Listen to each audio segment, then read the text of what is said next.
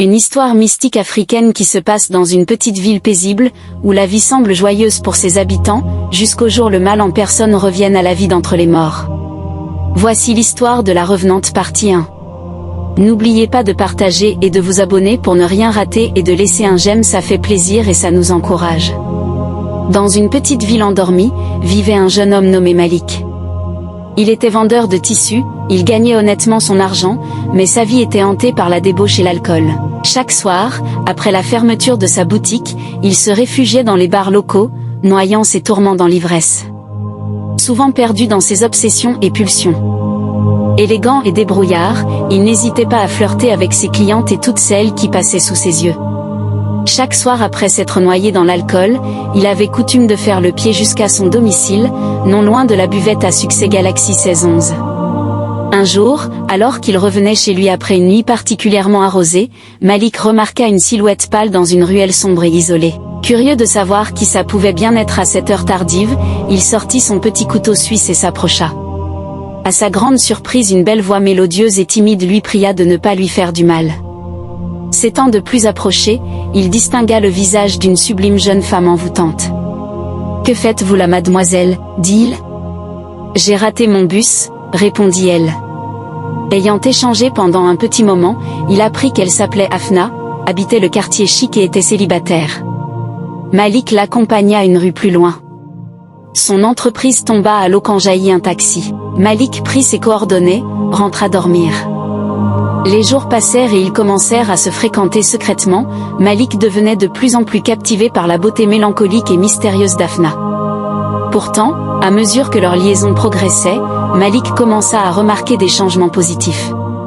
Les affaires n'avaient jamais marché aussi bien qu'avant, la vente des tissus prospérait. Mais de l'autre côté, sa relation avec Afna n'évoluait pas du tout. C'était toujours des rencontres sans lendemain, dans une terrasse ou dans une chambre d'hôtel toujours tard le soir, car Afna travaillait pour une grande boîte de la ville la journée. Son corps subissait aussi des changements divers et mystérieux. Son visage se creusait, ses forces s'amenuisaient.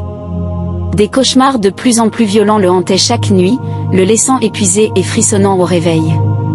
Il entendait des chuchotements dans l'ombre, des murmures qui semblaient provenir de nulle part mais résonnaient dans son esprit. Les amis de Malik commencèrent à s'inquiéter. Ils le voyaient dépérir, mais il refusait toute aide. Sa vie était devenue un tourbillon de passions dévorantes et de terreurs rampantes.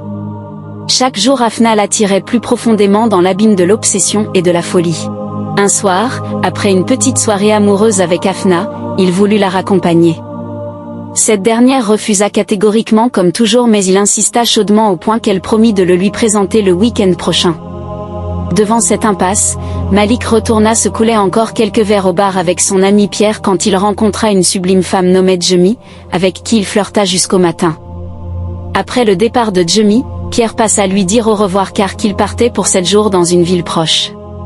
Soudainement entrait Afna, elle qui n'est jamais passé le jour chez Malik. Les deux amis surpris demandèrent « Tu ne travailles pas aujourd'hui ? C'est qui la fille avec qui tu étais ce soir ?» Ne sachant pas comment Afna l'a su, il inventa un mensonge. Afna, toujours calme et tendre, laissa glisser un petit sourire. Lui demanda de ne plus oser le refaire. Malik, se doutant de rien, revit Djemi les nuits suivantes au Galaxy 1611.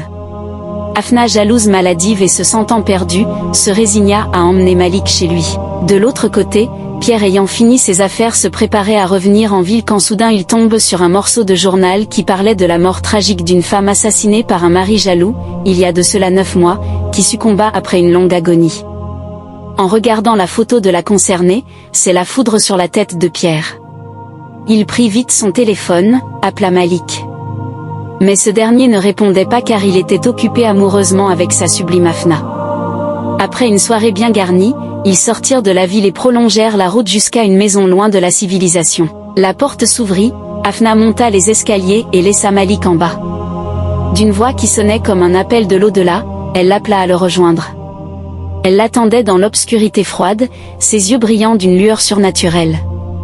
Malik s'approcha d'elle, incapable de résister malgré le pressentiment terrible qui grandissait en lui. Alors qu'il posait la main sur la sienne, il sentit une brûlure glaciale qui le traversa de part en part. Ce qu'il ignorait, c'est que Hafna était une entité vengeresse, revenue du monde des morts pour punir ceux qui avaient causé sa fin prématurée.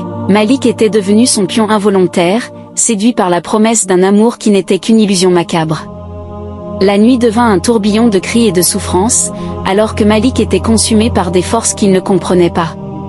Son corps fut retrouvé le lendemain matin dans la maison abandonnée, torturé par des marques étranges et une expression de terreur figée sur son visage. La ville murmura pendant des années sur la tragédie de Malik, le vendeur de tissus qui avait flirté avec la mort elle-même. Certains disaient encore entendre ses cris dans les vents nocturnes, un rappel sinistre des dangers cachés dans les ténèbres.